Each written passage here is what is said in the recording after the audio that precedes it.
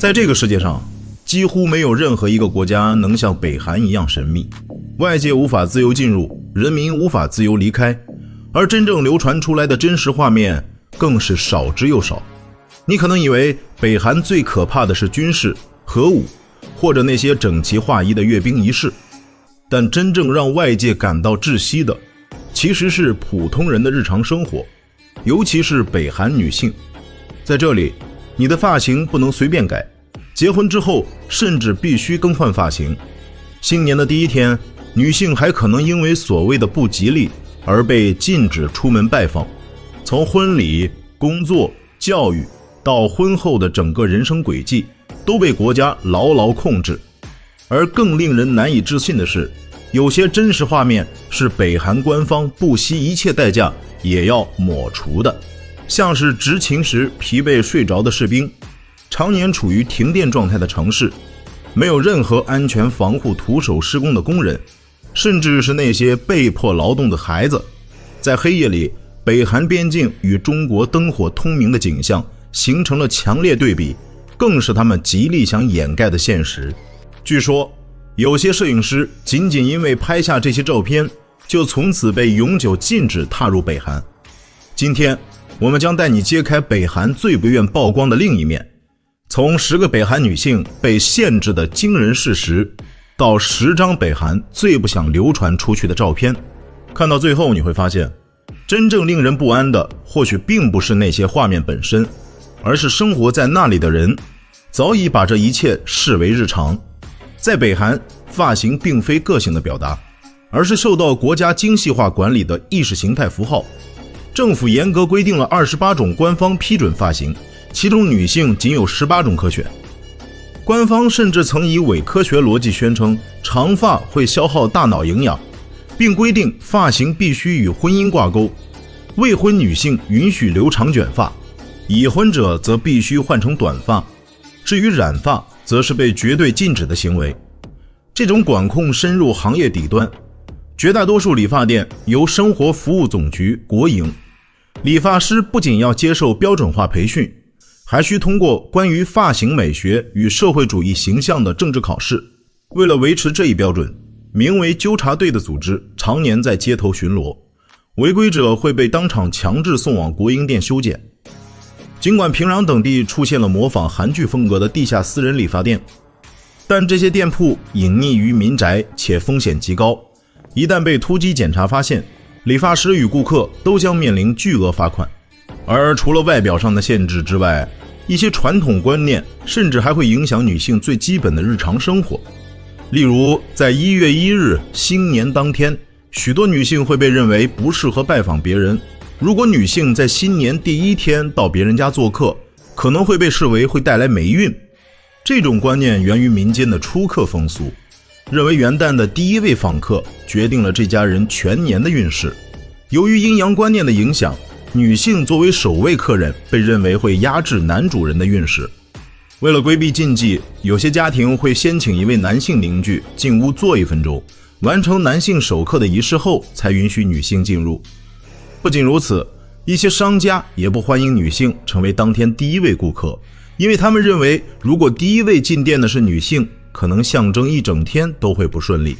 但相比这些传统观念，更令人震惊的是一些女性在体制内部所遭遇的特殊待遇。一些报告指出，在北韩军队或体制内，部分女性会受到所谓的特别待遇，她们可能获得额外供应品、免费物资，甚至比其他人更好的工作安排。但这些优待背后往往隐藏着不单纯的目的。最典型的例子是平壤街头的女交警。作为国家橱窗，她们选拔标准极严，且在26岁或结婚后必须退役。当高级军事长官视察基地时，外貌较出众的女性往往更容易被安排到餐厅、医务室等岗位工作，甚至有些军官会私下要求负责人专门挑选较漂亮的女兵。而在这些被挑选出的幸运儿之外，更多普通女兵面临着极度的生理压力。由于长期营养不良和高强度服役，许多女兵甚至会出现闭经等严重的身体健康问题。而在北韩社会中，女性地位的变化其实也与整个国家历史密切相关。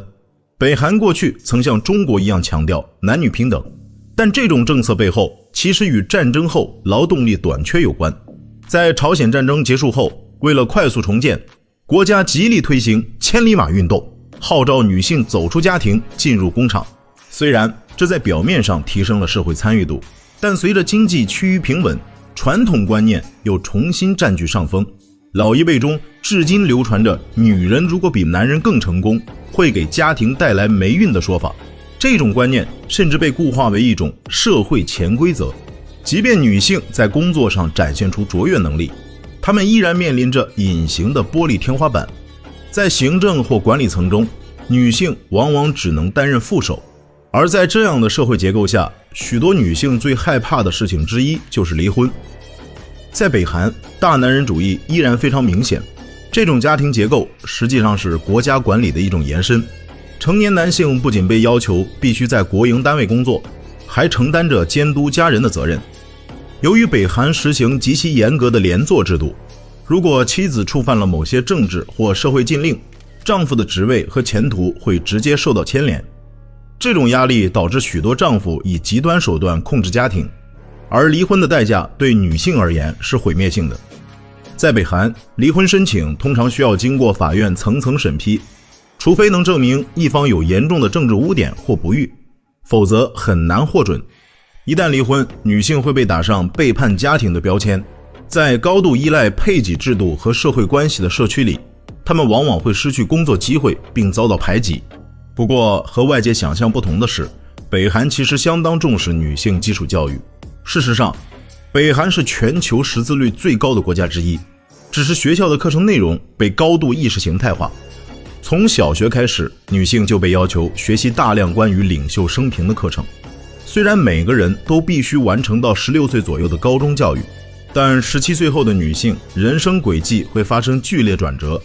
由于北韩实行义务兵役制，大量女性在17岁毕业后必须进入军队服役，时间长达5至7年。在这段女性最宝贵的青春期里，由于长期与学术界隔绝，且退役后通常会直接分配到基层工厂或农场工作，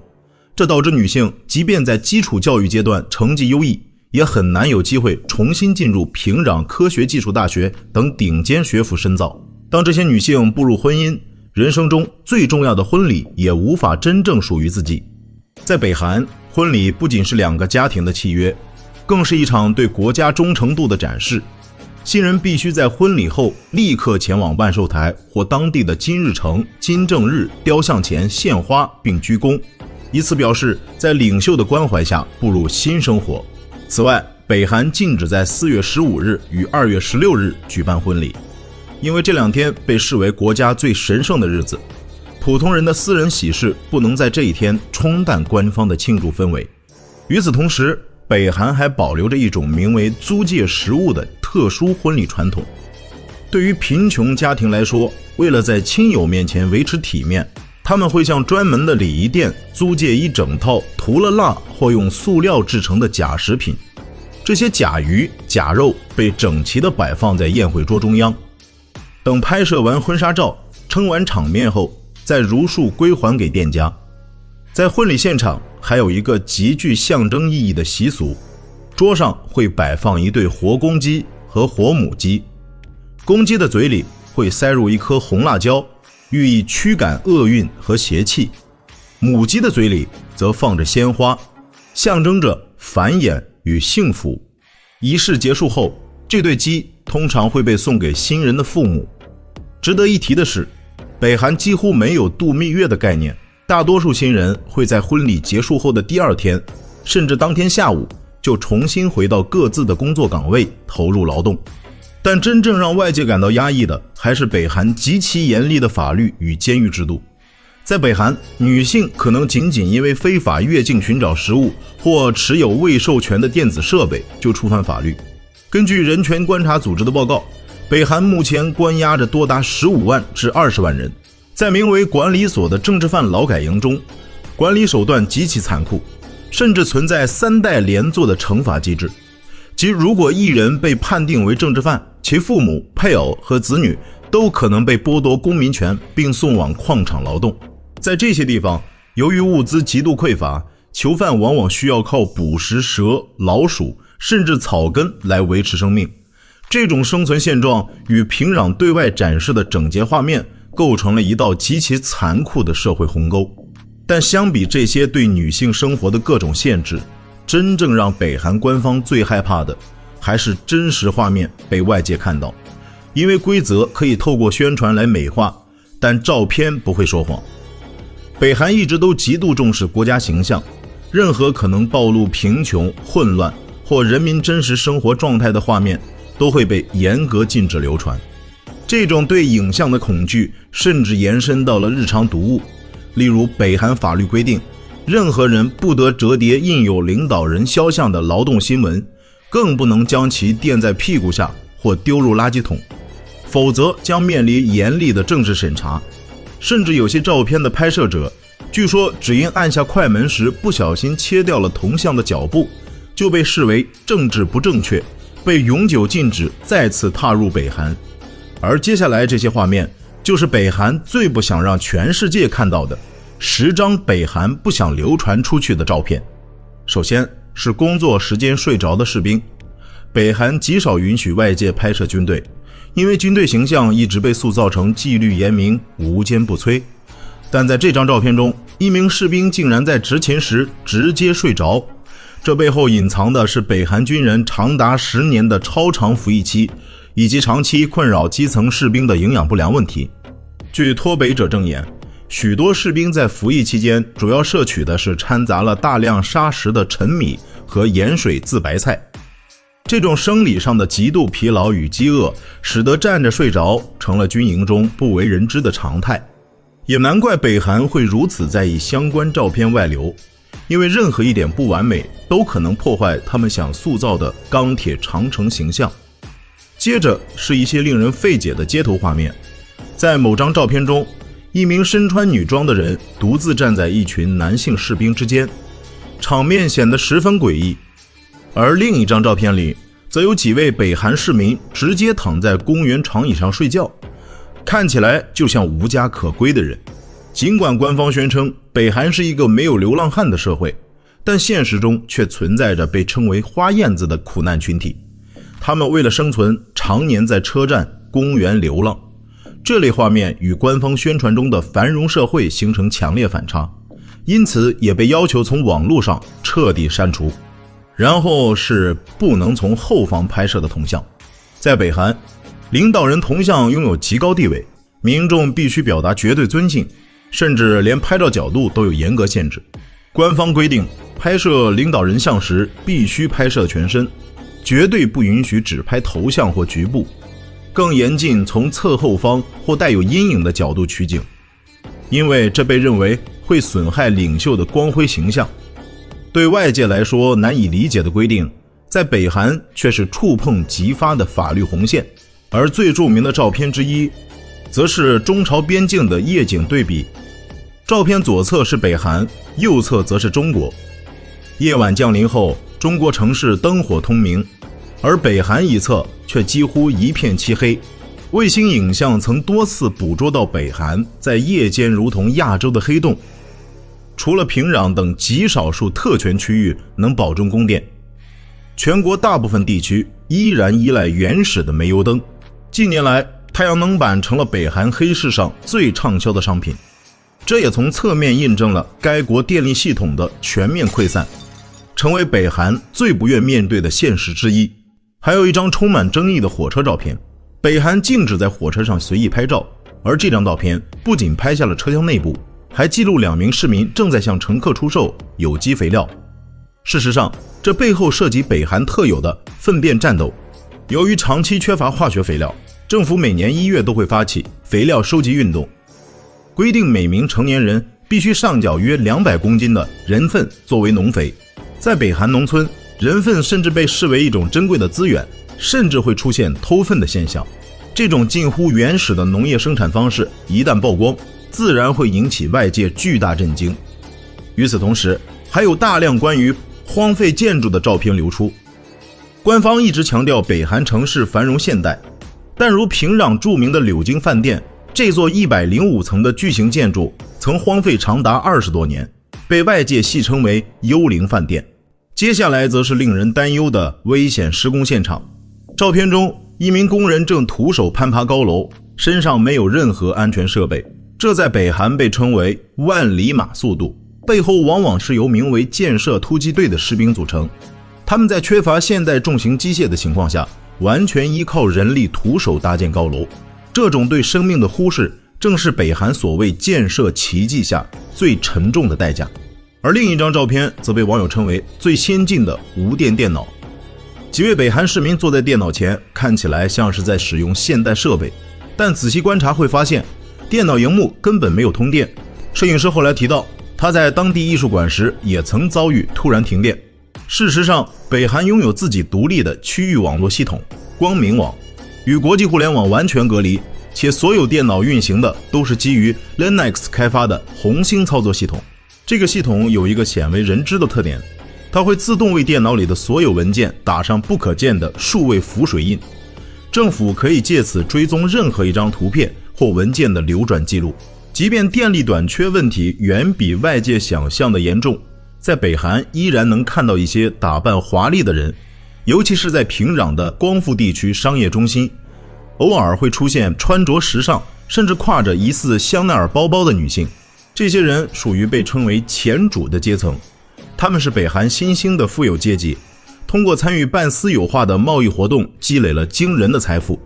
这也让平壤的社会层级显得极其割裂。至于交通状况，则更加真实地反映出当地基础设施的问题。在北韩，公共交通并不发达，许多士兵甚至需要徒步翻山越岭前往目的地。而在另一张照片里，一群人正在合力推动一辆半路抛锚的巴士，这在北韩农村甚至是常态，因为能源匮乏，当地依然保留着一种木炭车，其在卡车后方安装一个巨大的燃木炉，通过燃烧木材产生的煤气驱动引擎。这种在二战时期才常见的技术，至今仍是北韩农村的重要运输手段。还有一组照片涉及童工问题，照片中的孩子们本该在教室里学习，却在烈日下弯腰劳动，这在当地被称为义务性社会劳动。学生们会被组织起来进行农耕、除草，甚至修复铁路。北韩官方一直试图淡化这一点，强调这是教育的一部分，但频繁的劳作显然与宣传中的儿童天堂相去甚远。除此之外，还有一些让外界难以理解的场景，例如市民蹲在路边大量收集青草，这并非因为饥荒而吃草，而是在响应国家号召的兔子养殖运动。为了缓解蛋白质摄入不足的问题，北韩政府大力推广养兔，并要求市民自行采集干草作为饲料，又或者是小孩独自穿越马路，周围却没有任何大人照看。在北韩，这种情况往往是因为家长忙于在黑市、长马场赚钱养家，而孩子们则在缺乏监管的环境下提前学会了生存。而最令人意外的则是禁止使用闪光灯。在北韩，许多涉及领导人画像或铜像的场合严格禁止开启闪光灯，官方给出的理由是担心强光会惊吓到民众，或对圣像造成损害，但本质上是为了防止相机快门产生的瞬间光影，捕捉到那些掩盖在柔光宣传下真实却苍老破旧的建筑细节。看完这些照片后，许多人开始意识到，北韩真实的一面或许与宣传中的形象存在巨大差距，而那些冒险拍下这些画面的摄影师也因此永远失去了再次进入北韩的机会。但相比这些对女性生活的各种限制，真正让北韩官方最害怕的还是真实画面被外界看到。因为规则可以透过宣传来美化，但照片不会说谎。北韩一直都极度重视国家形象，任何可能暴露贫穷、混乱或人民真实生活状态的画面都会被严格禁止流传。甚至有些照片的拍摄者，据说只因按下快门时不小心切掉了雕像的基座，就被视为严重的政治事件，从此被永久禁止踏入这片神秘的土地。今天通过这些照片以及那些很少被外界看到的细节，我们看到的或许早已不只是一个国家，而是一种被规则塑造的人生，一种在封闭与秩序之下形成的生存逻辑。很多时候，真正的现实并不会出现在宣传口号里，反而藏在那些被镜头偶然记录的瞬间中。一个眼神，一次沉默，一条街道，一个表情，往往比千言万语更接近真相。我们做这类内容，不是为了猎奇，更不是为了嘲笑谁，而是希望尽可能撕开滤镜，去看见这个世界真实运转的样子。因为人与人最大的差距，很多时候并不是贫富，而是认知。有的人终其一生困在狭小的信息牢笼里，即使世界早已改变，他依旧认为自己看到的就是全部真相。而有的人愿意主动走出舒适区，去接触更大的世界，去独立思考，去理解那些从未被告诉过的另一面。这个时代最可怕的从来不是贫穷，而是当一个人失去了看见世界真实模样的能力，却依然觉得自己无比清醒。好了，这里是井里蛙观天下，我们下期再见。 Excellent relationship. Thank you.